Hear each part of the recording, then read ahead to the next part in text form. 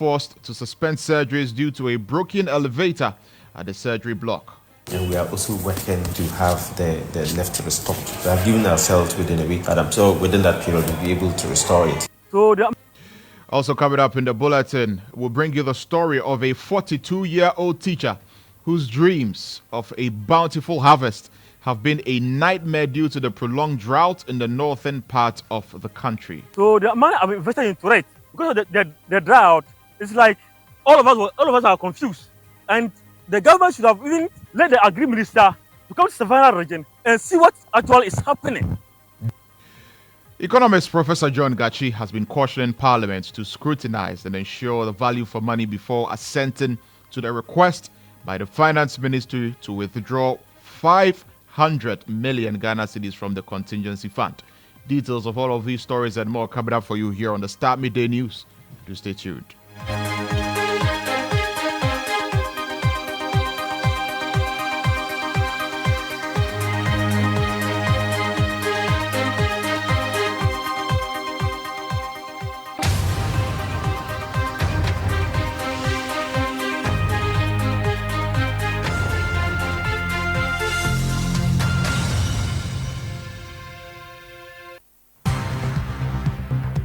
Starr News is coming to you live on Ultimate 106.9 FM in Kumasi, Empire 102.7 FM in Takrady, Zeps 95.9 FM in Zebila, Nissim 100.1 FM in Lamshao, My Star Radio in the USA. Also live on Facebook on Starr 103.5 FM and on starfm.com.gh around the world. This is Starr 103.5 FM. Starr News. Informed, in depth, in touch. Thank you once again for joining us here on the Starr Midday News. We begin from the Ododo-Dio constituency, where the parliamentary campaign in that constituency is heating up. EIB's Voters Connect train made a stop at the Ododo-Dio constituency, where the constituents did not shy from airing their views. For the electorates, issues of unemployment and school blocks will heavily influence their decision to vote. Ahead of our engagements with the constituents and aspiring parliamentary candidates, my colleague Obed Kingaglo came through with this report. The Ododo-Dio constituency has been a political battleground known for its electoral high stakes in the Fourth Republic. The area, which encompasses historic neighborhoods such as Jamestown, Bukum, and parts of the central business districts such as Makola, Kantamanto, and Agbogloshi, has long been a stronghold of the National Democratic Congress, reflecting the political leanings of its predominantly Gandangbe population, who are known for fishing and trading. Since 2012, Edwin Nilante Vanderpoy, a former sports journalist turned politician, has represented the NDC in the parliamentary elections in the Ododo-Dio constituency. At the peak of the 2020 elections, President Nana Dankwa Akufo-Addo mistakenly endorsed Nilante Vanderpoy instead of MPP's parliamentary candidate, Nilante Bannerman. Na Ododo-Dio hano, motua mamia, na motua ma Nilante Vanderpoy. But,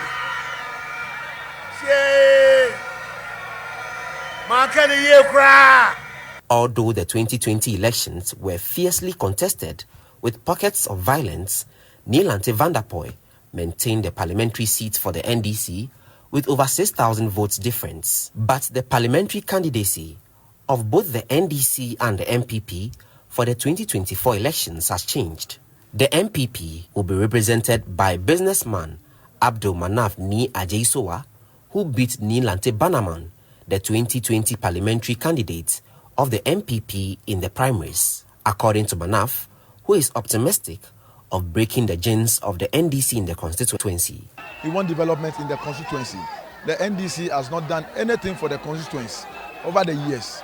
So if I want peace and I want development and I want unity, then at the end of the day, 7th December 2024, we are going to cast our ballot, and at the end of the day, inshallah, we are going to win the seat. But NDC's Alfred Nikote Ashi, who is replacing the incumbent MP, Nilante Vanderpoy, for the 2024 parliamentary contest says the NDC will do everything legally possible to keep the seats.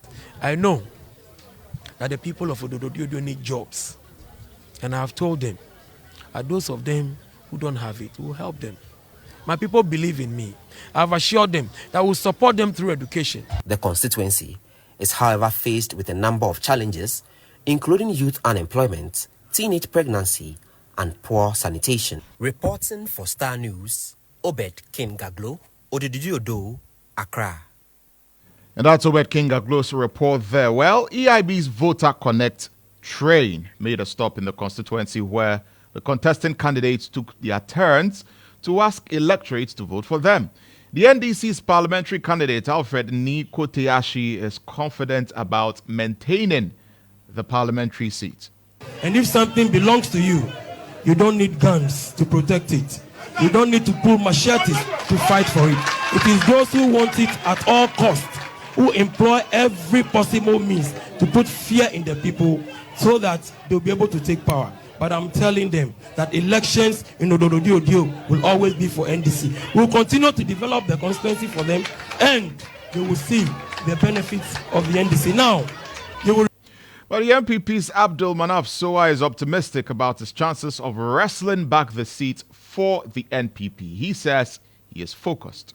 Jamestown maternity was built by the MPP. Previously, our ladies, when they are going to give birth or when they go to maternity, they have to go to, what do you call it, all the way to Kolebu. When you talk of the fishing harbor, the Jamestown fishing harbor, when we started, they said it's a mirage.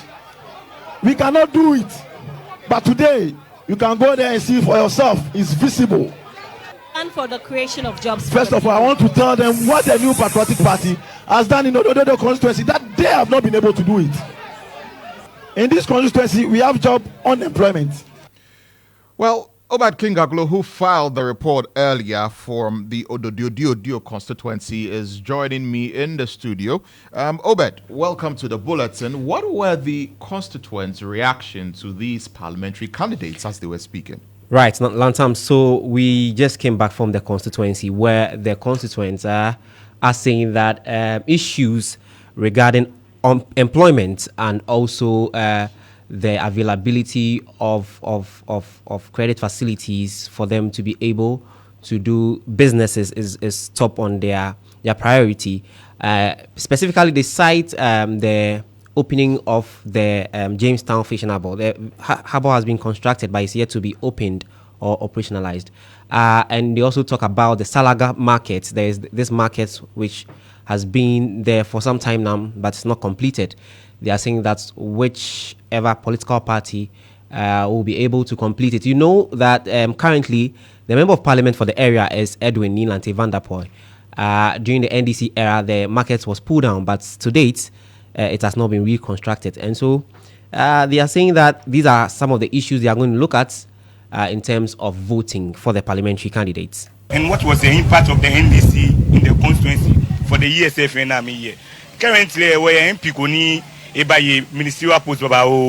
He was our former trade minister, former deputy trade minister, our former sports minister, former deputy local government minister, and was the director of operations at the presidency of Professor Mustai. What be the impact in your constituency? They don't have anything to show in this constituency. Watch an Lantam Vanderpoy. A project Babao ya Odododio. Nino he woni 2020 and me. Dear Chambada Mobi and any Ketrom and beef. This is Lutu money watch an Lantam Vanderpoy. Ewakwano we won for she can handle Lantam Vanderpoy. So those are some of the constituents speaking. There was also some confusion during a conversation which forced you to abruptly end the session. Tell us about that. Right. So, Lantam, you know the constituency is a hotspot when it comes to elections in this country. And it showed today. During the engagement this morning, there was some confusion which forced us to end the Voters Connect. When the parliamentary candidate for the NDC was speaking, the NPP folks will not allow him to speak, and that generated some controversy, which ended the session, unfortunately. Well, that's quite unfortunate, but thank you very much, Obed Kingaglo, for bringing us these details. Obed Kingaglo is our reporter who brought you that earlier report on the Odododio constituency ahead of Voter Connect today.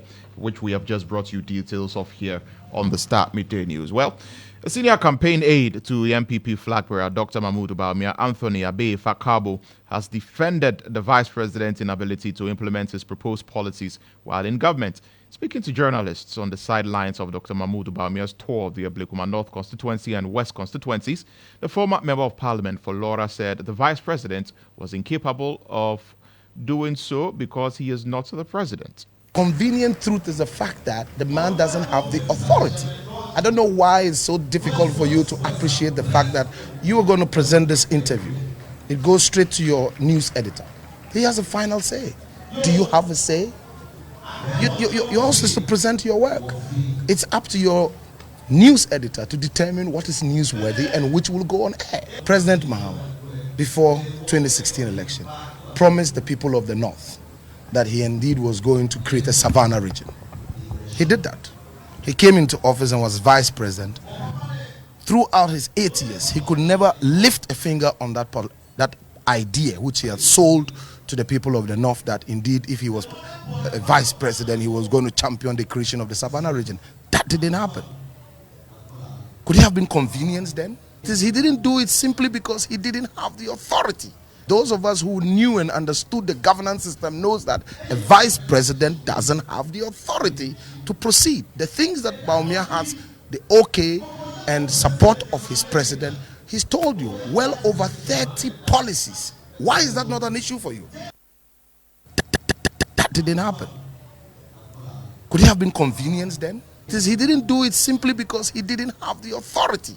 Those of us who knew and understood the governance system knows that a vice president doesn't have the authority to proceed. The things that Bawumia has, the okay and support of his president, he's told you well over 30 policies. Why is that not an issue for you? Well, away from stories of politics, management of the Kolebu Teaching Hospital has assured that efforts to fix the broken elevator at the surgical block will be sped up in the coming days. Now, yesterday, scores of patients were served notice by the facility that it was not only catering to emergencies as a result of the breakdown of the elevator in the surgical unit. Patients with emergency surgeries who were fortunate to be attended to had to face a new battle of transporting themselves to the emergency ward without the elevator. Reacting to the development, the head of public relations, Mustafa Salifu, explained that the situation was as a result of a breakdown of the lifts in one surgical block, making it hard for the medical staff to transport patients. He added that management has redirected emergency surgeries and other theaters to other theaters within the facility, with the assurance of getting the lifts working by Monday. 23 theaters spread across the hospital, and then the largest, we have a decent number that are in the surgical block. But for the emergencies, we have turned some of them into other areas, like the gynae theater, like the orthopedics theater at the accident center. We have the pediatric surgery units theaters, a set of theaters that are also in the children's block. So these are all theaters where we have redirected the emergency cases to. So at the moment, we are seeing to that. Our doctors are working, the surgeons are working on that, and we are also working to the left restore. We have given ourselves within a week, but I'm sure within that period we'll be able to restore it. That is to fix it.